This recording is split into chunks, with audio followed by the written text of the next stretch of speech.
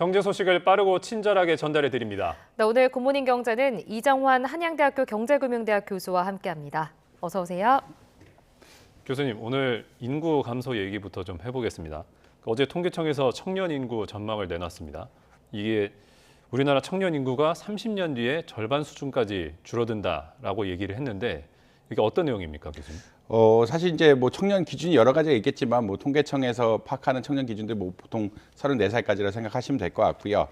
근데 2000년에는 이 구간에 대한 인구가 1280만 명이었는데 2050년에는 520만 명 수준까지 떨어질 것이다라는 그런 이야기를 하고 있습니다. 사실 이것은 너무나 당연한데요. 2002년에 사실 출생아 수가 50만 명이 깨졌고요. 그게 40만 명대로 내려갔고 2012년에 45만 명대가 깨집니다. 2017년에 30만대로 내려가고 2020년쯤에는 20만 명대로 내려가서 작년 24만 명이라는 수준이죠. 그러니까 20년 사이에 사실은 그 청년 인구가 청년 출생아 수가 반절이 됐기 때문에 이 청년 비중 역시 반절이 될 수밖에 없는 이런 당연한 상황이 발생했다라고 보시면 될 것 같습니다. 결국은 출생아가 계속 줄고 있고 이것이 향후 지속적으로 보면은 이 출생아가 준 것이 20년 뒤면 청년들이기 때문에 이 청년들이 줄어들 수밖에 없는 이런 상황들이 발생하고 있지 않느냐. 결국은 청년 세대의 인구가 준 것은 출생아가 준 것이고 출생아가 본격적으로 줄기 시작한 것이 2002년부터라고 보통 생각을 하기 때문에 이 효과가 이거에 축차적으로 누적된 효과가 이제 반영되고 있다라고 아마 이해하시면 될 것 같습니다. 이렇게 젊은 층은 줄어들고 미혼 비율은 높아지고 출생률은 계속 낮아지고 여러 가지 문제가 좀 발생하고 있는 걸로 보이는데 어떤 부분이 좀 가장 문제라고 보십니까? 사실 이게 크게 보면 세 가지 정도 문제라고 볼 수 있는데요. 정부 입장에서는 재정 위기가 가장 큽니다. 청년층이 줄어든다는 것은 향후 장년층도 줄어든다는 이야기거든요. 이게 결국은 인구란 것, 사람이란 것이 계속 나이가 들어가는 것이고요. 이 동년배들이 줄어들고 있고 동년배들이 줄어든다는 것은 동년배들이 처음에는 청소년이었다가 청년이었다가 장년이었다 이렇게 결국 순차적으로 가는데 지금 우리나라 상황에서는 초고령화 이야기를 많이 하죠. 노년층이 계속 늘어나고 있는데 청년층이 줄어들고 있다. 이것은 재정에 굉장히 부담입니다. 이런 이유는 근본적으로 노년층이 늘어나게 되면은 어떤 복지 비용들이 늘어날 수밖에 없고요. 건강이라든지 일반적인 복지 비용이 늘어나는데 세금을 내는 주축은 청년층이기 때문에 이 청년층이 줄어들게 된다라 그러면 흔히 말하는 노인 부양비 이런 비율들 많이 이야기하는데 노인 부양비가 굉장히 늘면서 청년층의 어떤 세금 부담 같은 것들이 늘어날 수밖에 없다. 아무래도 노인층은 소득을 만들어내기 어려운 사람들이고요. 그렇다는 얘기 세금을 걷기 어려운데 이렇게 일을 하면서 세금을 내는 청년들은 노인층을 부양하기 위해서 세금을 많이 내야 되는 이런 상황들이 발생할 수 있다는 게 가장 큰 문제라고 보시면 될 것 같습니다. 두 번째로는 이제 내수 위축인데요. 소비 차원에서도 아무래도 노인층보다는 청년층 소비가 많다고 생각을 합니다. 아무래도 청년층은 또 육아 같은 문제들이 같이 결부가 되면서 육아에 대한 비용, 교육비 같은 것들이 쓰고 집도 사야 되고 여러 가지 소비들이 활성화되는 시기인데 청년, 장년 이렇게 노령화 지속되면 될수록 국내 내수가 줄어들게 되면서 서비스 산업의 위축이 가장 위험하게 생각이 된다라고 많이 보고 있습니다. 그다음에 마지막으로 중요한 것은 인력 자원의 문제인데 지금 예전에 이제 50만 명 세대하고 지금 25만 명, 24만 명 세대랑 비교해 보면은 사실 최근에 필요한 인재들은 스템 인재라고 이야기하죠. 그러니까 과학 인재들 그리고 수학, 뭐 통계학, 뭐 이런 것들 잘하는 인재들이 굉장히 많이 필요한데 이 인재들의 풀이 줄어들 수밖에 없습니다. 결국 사람의 재능들이란 것은 어느 정도는 정해져 있고 자기 하고 싶은 일들이 정해졌는데 인구가 반으로 됐다는 얘기는 이쪽 과학 인재들이 반으로 줄어들 가능성이 굉장히 높다라는 이야기로 보면 될 것 같고요. 그 말은 사실은 지금 내용상으로는 기술 개발이 점차 어려워지기 때문에 과학 인구에 대한 수요는 굉장히 늘어나고 있다라고 하는데 이 분야로 갈 수 있는 인력 자원이 너무 줄어들고 있다. 이 분야로 갈 수 있는 인력 자원이 줄어든다는 얘기는 우리나라가 강조하고 있는 제조업의 어떤 기술 성과, 기술 개발 같은 게 떨어질 수 있고 이 기술 개발가 떨어지게 되면은 경제 성장력에 또 경제 성장에 부정적인 영향을 미칠 수 있는 이런 상황이 발생한다고 보시면 될 것 같습니다. 이 상황이 근데 쉽게 나아지진 않을 것으로 보입니다. 이 청년층 5명 가운데 4명이 미혼이다. 이런 통계도 있던데요, 교수님. 일단은 우리나라 이제 결혼 시기가 늦어진 감이 있습니다. 뭐 예전에는 20대에 결혼한 게 뭐 일반적이었다면 30대 후반까지 늦춰진 감이 있는데 그런 거를 차지하고라도 사실은 청년층 자체가 어떻게 보면 결혼을 안 하고 그다음에 애를 안 낳고 그러니까 출산율이 떨어진다는 이야기를 많이 하죠. 이런 뭐 환경들이 좀 조성돼 있다라고 아마 보시면 될 것 같고요. 근본적인 원인으로는 아무래도 이제 비용이 비싸졌다라고 보실 수 있을 것 같습니다.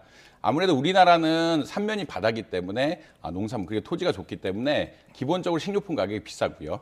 그다음에 경쟁적인 나라이기 때문에 교육비가 비쌉니다.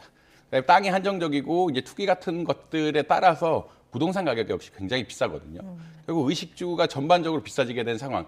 그다음에 예전에는 인건비가 싸서 서비스 물가는 쌌는데 서비스 물가가 쌌다는 것은 뭐 미용이라든지 다른 물가는 싸서 어떻게 보면 생활이 유지가 됐는데 그 분야 역시 지금 최근 뭐 최저임금 상승 등으로 인해서 그리고 인플레이션 등에 따라서 비용이 굉장히 많이 올라갔죠. 이렇게 고비용이 된 상황에서 청년들이 자식들이 낳으려 그러면 어마어마한 비용들을 기대를 해야 되고 그리고 이게 또 성공을 보장하는 것들이 아니기 때문에 굉장히 어려움을 겪고 있다라고 뭐 일단은 생각할 수 있습니다. 두 번째로는 우리나라 뭐 중산층 붕괴라는 이야기를 많이 하는데 사실 이제 출산이라든지 이런 것의 중심은 가족이 될 수밖에 없고요. 결국 가족이 일반적으로는 뭐 가족이 이루어지지 않으면 출산이 어려운 상황이기 때문에 근데 이제 중산층 문화가 가족 문화를 이끌고 그다음에 보통 중산층의 경우에는 자기의 어떤 성과라든지 그리고 자녀 세대의 어떤 미래 성과를 기대하면서 이루어진 이런 문화들이 있었는데 이런 중산층 문화 자체가 어떻게 보면은 좀 해체됐다고 봐야죠. 이제 1인 세대가 늘어나게 되고 가족에 대한 어떤 이해 그리고 사실 사회 환경 자체가 어떻게 보면은 계층 사다리를 이야기하는데 계층 사다리 같은 것들이 붕괴되면서 사회가 올라가게 사회적 모빌리티가 좀 떨어지는 이런 상황들이 발생하게 되었습니다.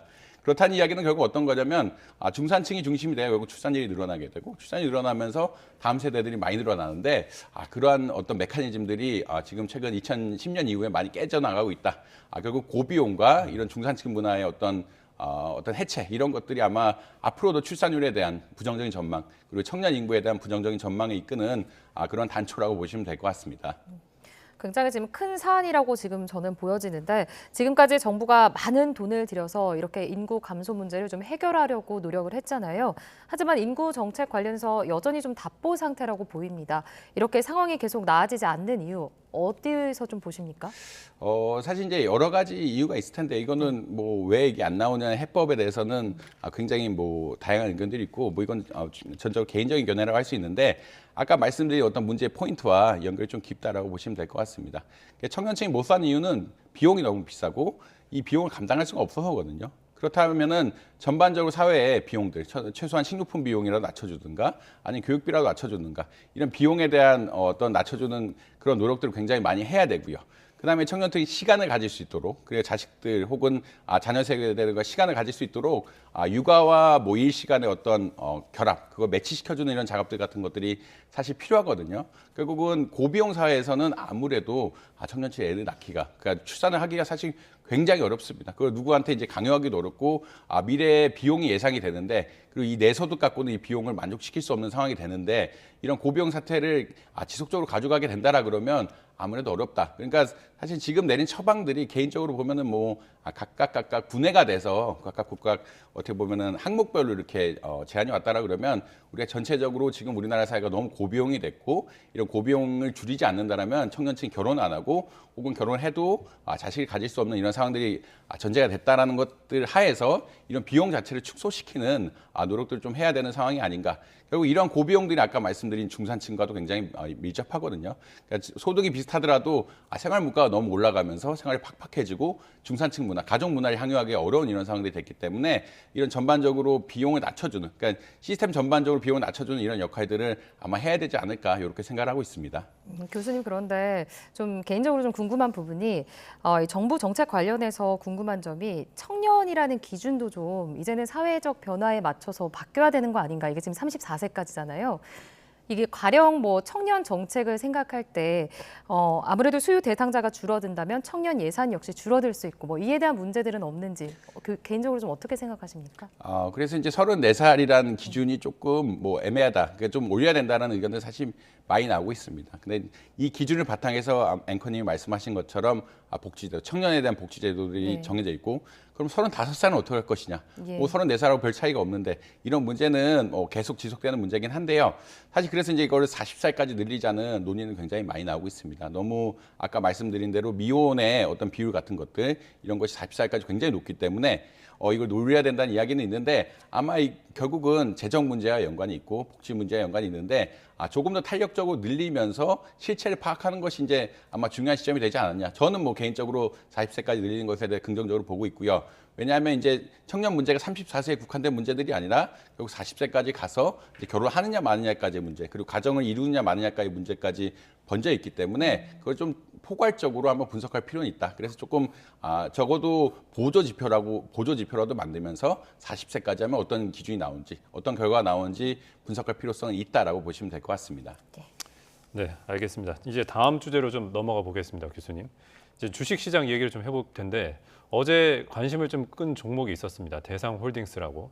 이게 이른바 한동훈 법무부 장관 테마주로 묶여서 이게 크게 올랐단 말이죠. 그런데 이게 사실 연관성 자체도 명확치 않고 주가나 뭐 기업 가치랑도 명확해 보이지 않아요. 그 관계가. 이게 어떤 상황이고 어떤 현상이고 좀 어떤 점을 투자할 때 유의를 해야 될지 좀 말씀 부탁드립니다. 일단 이런 주식들 테마주라고 하고요. 테마주 중에 정치 테마주라고 이야기합니다. 테마주의 반대말은 우리가 가치평가에 따른 어떤 가치평가에 의한 주식 투자라고 볼 수 있고요. 가치평가에 대한 주식 의사는 이제 시장이라든지 미래 현금 흐름이라든지 미래 시장 어떤 금리 상황들을 계산해서 주식 가치 평가하고 이게 고평가됐다 저평가됐다를 보는 게 이른바 가치 투자라고 이야기하는데 이쪽 테마 투자는 전혀 다르죠. 테마 투자는 뉴스에 기반을 해서 이게 지금 한동훈 장관하고 이정재 배우가 사실 식사를 한 사진이 인터넷에 공개가 되자마자 어떻게 보면은 이정재 배우와 관련이 깊은 이제 대상이란 기업, 결국 신용품을 만드는 기업인데 대상만 굉장히 많이 올랐거든요. CJ 이런 데는 전혀 안 오르고 대상만 굉장히 많이 올라서 이게 한동훈 장관 테마주라는 이야기를 굉장히 많이 합니다.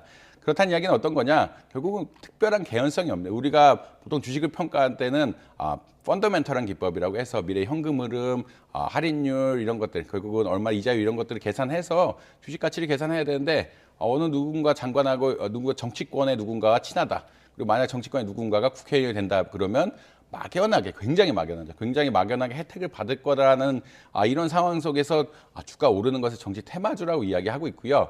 이런 정치 테마주들은 사실 뉴스에 기반을 하기 때문에 그러니까 우리가 좋은 것들은 현금 흐름, 올해 수익이 좋았다.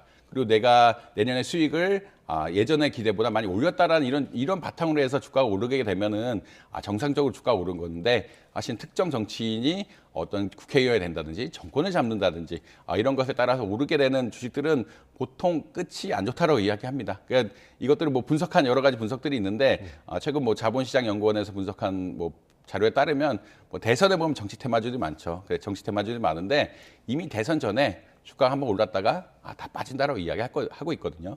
그 말은 결국은 이제 뭐 뉴스 같은 것들이 이러한 주식들의 흐름을 계속 끌고 가면서 우리가 사실은 그러니까 수요에 의한 가격 상승, 우리가 실제 가치 평가에 의한 가치 상승이 아니라 수요에 의한 가치 상승이 올라가면서 좀 문제가 되고 있다. 또 특히나 이제 최근에 공매도 전면 금지 때문에 어떤 이런 뉴스에 따라서 그 수급에 따라서 올라가는 주식에 대해서 가격을 낮추는 기능들이 조금 완화가 된 상태라서 어떤 뭐 이런 테마주들이 활동한 개연성은 조금 높아진 상황이다라고 보시면 될 것 같습니다. 그런데 이렇게 한동훈 장관 테마주가 부각되는 와중에 뭐 이재명 대표 테마주나 다른 정치 테마주는 좀 부진한 양상도 보였잖아요. 그런데 이런 게 어떻게 좀 연결되는지 궁금한데 정치 테마주가 결국에는 실제 당사자와는 연결이 없다고 봐야 되겠죠?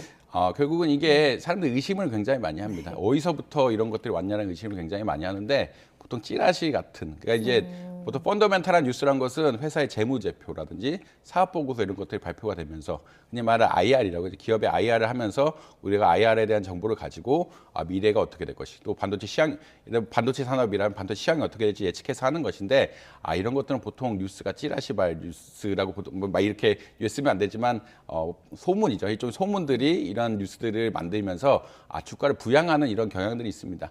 특히나 이런 것들이 단타로 보통 이어지고 잠깐 올라갔다가 뉴스가 올라가면은 될 것 같아, 뭐 또 특정 상황이 된다라고 하면은 급하게 올라가 또 급하게 떨어지는 이런 경향들이 있으면서 사실 주가가 굉장히 혼탁하다. 그러니까 우리가 숫자로 된 것들은 우리가 정확한 뉴스라고 하고, 그렇지만 이런 뉴스, 관계 이런 것들에 대해서는 사실 굉장히 불투명한 뉴스거든요. 특히나 정치인들하고는 그러니까 이게 정책 관련성이 있고 정치 관련성이 있는데 예를 들어서 원전에 투자하겠다 해서 정부가 원전에 투자한 정책을 발표했다라고 해서 했기 때문에 이제 원전 주식 오르는 건 이해가 가는데 정치인과 어떤 굉장히 낮은 관계, 굉장히 얕은 관계에 따라서 오른다. 이건 사실은 시장의 불투명한 요소라고 보시면 될 것 같고 특히나 우리나라는 개인 투자자들이 많기 때문에 이런 소문에 따라 투자하는 경우도 많거든요.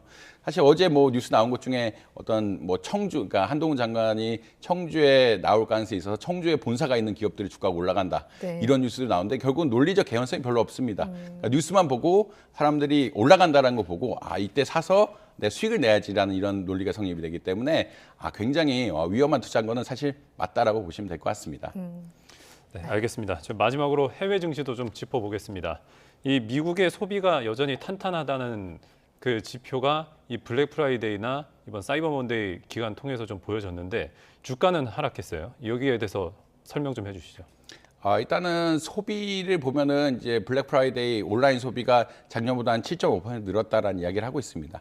근데 이제 뭐 거시경제학자들이 보기에는 최근에 미국 사람들이 저축한 초과 저축이라고 이야기하죠. 일반적으로 이제 코로나19 기간에 소비를 못하고 저축한 돈이 있는데 이것들은 거의 다 소진됐다라고 이야기하고 있거든요. 결국 이번이 이제 마지막 소비냐 아니면 더 이어질 것이냐에 대해서 사실 좀 갑론을박이 있는 것이 사실입니다. 그러니까 거시적인 지표로 봤을 때는 저축률 같은 것들을 보는데 저축의 양이라든지 이런 것들을 보는데 이런 초과 저축의 양이 줄어들고 있는데 소비가 늘어난 것도 맞다. 이것들을 어떻게 해석해야 되느냐인데 이제 마지막에 돈이 모였으니까 쓰자라고 봐야 되는 건지 이게 앞으로도 또 지속이 돼야 되는 건지에 대해서는 사실 두 지표가 다른 방향을 가리고 있기 때문에 조금 상황을 봐야 되는 것이 아니냐. 그러니까 초과 수요도 초과 저축도 많고 소비가 늘어나게 되면은 아무래도 이게 앞으로도 소비가 늘어날 것이라고 생각을 하는데 지금 그런 상황은 아니다. 그래서 이게 깜짝인지 그리고 지속을 가진 건지는 좀 분석을 해봐야 될 것 같고요. 주식시장 역시 지금 사실 4주간 굉장히 많이 올랐고 이것을 일종의 뭐 깜짝 뉴스로 해석을 하고 있기 때문에 주식이 좀 보합세다. 그리고 이번 주에는 뭐 개인 소비 지출 같은 실제 소비 지출 지표가 나오면서 보다 정확한 어떤 우리가 정보를 가질 수가 있기 때문에 주식시장에서 어떻게 보면 조금 그러니까 이런 것들을 기다리는 상황이라고 보시면 될 것 같습니다. 네, 알겠습니다. 오늘 굿모닝 경제는 여기까지 듣겠습니다. 지금까지 이정환 교수와 함께했습니다. 교수님 고맙습니다. 고맙습니다.